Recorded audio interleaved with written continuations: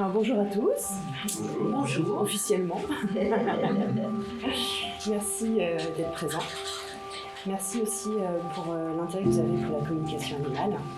On entend de plus en plus parler de cette pratique.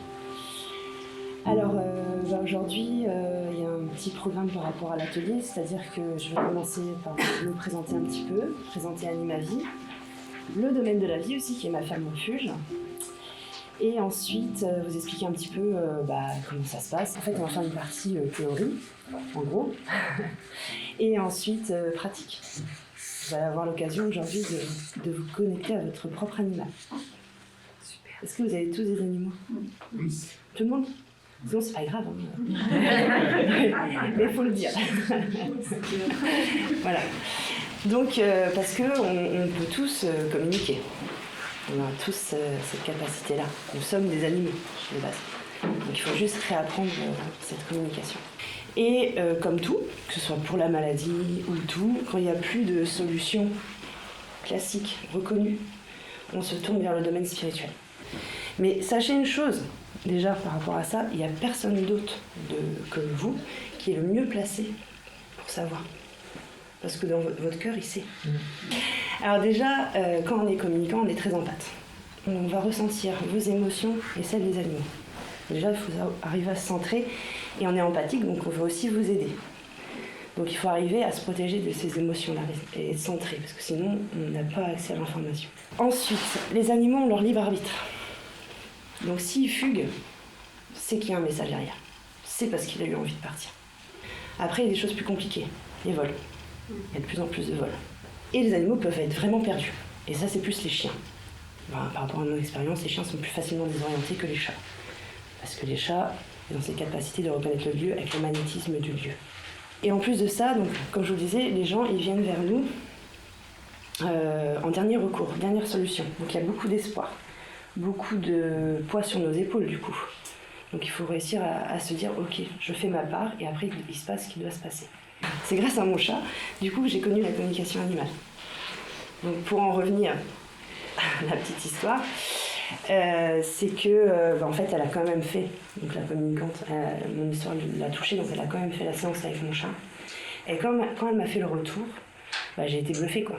C'est-à-dire qu'elle a réussi à me décrire mon salon, mon jardin, avec la haie, les trous dans la haie, les poules du voisin. Elle m'a dit que mon chat avait peur à peu près toutes les 2 heures d'une espèce de voiture volante. J'étais à côté de l'aéroport. En fait, quand elle m'a fait le retour, je lâchais prise. Je savais que mon chat était en vie. En fait, 4 heures après, il est rentré. Donc, je n'ai pu que être convaincue, parce que je suis humaine, hein, comme vous. On a besoin de le voir pour le croire. Dès que j'ai eu accès à ça, je me suis dit, mais c'est pas possible, pourquoi on n'en parle pas? Parce que c'était il y a 6 ans, on n'en parlait pas que l'heure d'aujourd'hui. Et je me suis dit, les animaux, ils ont tellement besoin de nous, il faut que je fasse ça, quoi. Donc après, il n'y a qu'un seul secret, c'est la pratique. Et c'est important d'être quand même initié, parce que ça vous donne les bases, le protocole, les protections. Quand on communique avec les animaux, on est sur la même onde qu'eux. Ce qu'on appelle l'onde alpha. Donc c'est-à-dire qu'on est dans ce qu'on appelle aussi le moment de pleine conscience. C'est-à-dire que notre cerveau actif n'est pas trop. C'est un petit peu juste avant de vous endormir.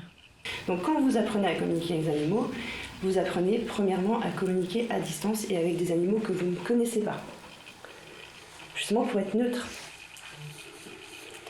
Et savoir comment vous allez recevoir l'information. Parce qu'au début, on ne sait pas si c'est notre mental ou la vraie information. Chacun va avoir un de ses sens plus en avant. Donc si on communique ensemble avec le même animal, par exemple on communique avec une biquette, moi elle va m'envoyer par exemple l'image d'elle sur la paille, il y a quelqu'un qui va sentir l'odeur de la paille, simplement, quelqu'un qui va ressentir ou toucher les picotements de la paille. Voilà, vraiment, tout le monde aura la même information mais différemment. Il y a quelqu'un qui va l'entendre aussi, ou voir des mots. Donc moi, ce qui s'est développé chez moi en priorité, c'est les ressentis physiques. Ce qu'on appelle soit la kinesthésie ou la somesthésie. C'est-à-dire que je ressens exactement ce que l'autre ressent dans son corps.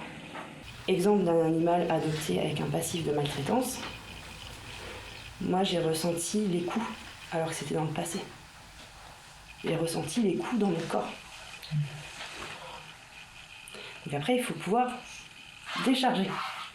Mais c'est merveilleux, parce qu'après, la plus belle des reconnaissances, c'est de les voir apaisés et de vivre en harmonie avec les autres et leur famille. Plus on communique, plus on va ouvrir nos canaux de médiumnité.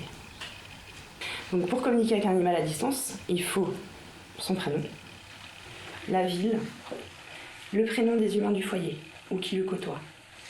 Alors tout simplement parce que si par exemple s'il y a 2 néos à Guipava, il ne va pas se reconnaître. Tandis que si on précise le nom des humains, il sait que c'est lui. Après on apprend à s'écouter. En fait, la communication animale, elle a des bienfaits pour les animaux, certes, mais pour vous aussi.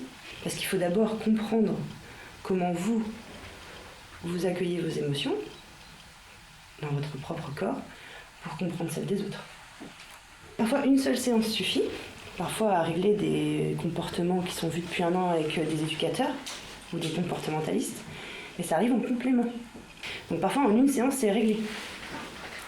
Parfois, il faut un peu plus, il faut un protocole. Mais le protocole, il s'arrête à 1 mois. Si au bout d'1 mois, l'animal n'est pas rentré ou que son comportement n'a pas changé, c'est que la communication, c'est pas sa solution, tout simplement. Donc on peut très bien être ici, aussi, on peut revenir sur la notion de temps et de distance, être ici et communiquer avec un chien en Floride. C'est pas grave, hein. Tout passe par les émotions. Et les fréquences. Tout est fréquences et vibrations. Donc même si l'humain parle anglais, que le chien est habitué à l'anglais, il va vous comprendre alors que vous parlez français. Alors je ne sais pas si vous connaissez le pouvoir des mots. Des travaux de Masaru Emoto, qui est un scientifique, qui a travaillé sur l'eau. Il a envoyé des intentions, des mots, donc l'amour, la haine, enfin voilà, sur de l'eau. Il a ensuite congelé l'eau et regardé ça au microscope. À votre avis, c'est passe quoi? Les cristaux sont soit harmonieux, magnifiques, ou soit moches. C'est ça. Ici, on a le mot merci. Vous voyez les cristaux superbes. Là, c'est j'ai envie de te tuer. Complètement déformé. Alors, quand on prend conscience de ça, déjà, on voit la vie différemment. C'est pourquoi, dans l'énergétique, on dit que l'amour est le plus grand pouvoir guérisseur. On finit toujours une communication en remerciant et en envoyant de l'amour à l'animal. Et pour pouvoir être dans des bonnes conditions, la base, vraiment le travail le plus important à faire, c'est l'ancrage. Et le but du jeu, pour nous, c'est un peu comme l'image d'un sablier, c'est d'être dans le petit goulot. Ciel, terre, milieu, équilibre. Je vais essayer de, moi, vous transmettre un message de vos animaux. Est-ce qu'il y en a qui ont des animaux en fin de vie ? Ou des animaux avec des comportements à comprendre. J'ai un souci avec notre chat. D'accord. Wina. Ici, ce temps, qui est une très vieille Estelle, avec Mathieu et Elodie. Je vais juste faire comme ça déjà. Ouais.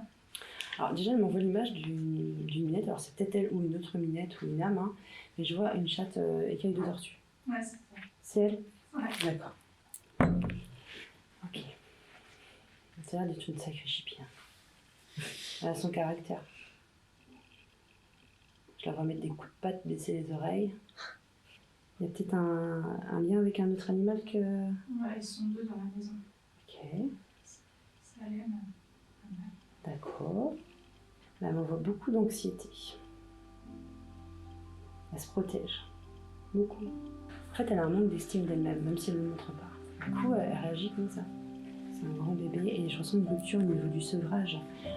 Et puis, par rapport à la ferme refuge, en fait, la mission, la ferme refuge s'appelle le domaine de la vie, mais pareil, toujours AVY. Parce que justement, on veut rétablir ce lien de l'humain avec l'animal, mais aussi le côté végétal. En tout cas, ça a été un plaisir et je vous remercie beaucoup d'être venus. Vous êtes tous et toutes lumineux. Voilà. Et j'espère que ça vous aura éclairé un petit peu sur la pratique. Est-ce que ça a répondu à vos attentes, cet atelier? Super. Et puis surtout, ayez confiance en vous. Premier ressenti qui est bon, l'intention qui compte et 2 avis valent le cas. Voilà, on va rester là-dessus. Merci.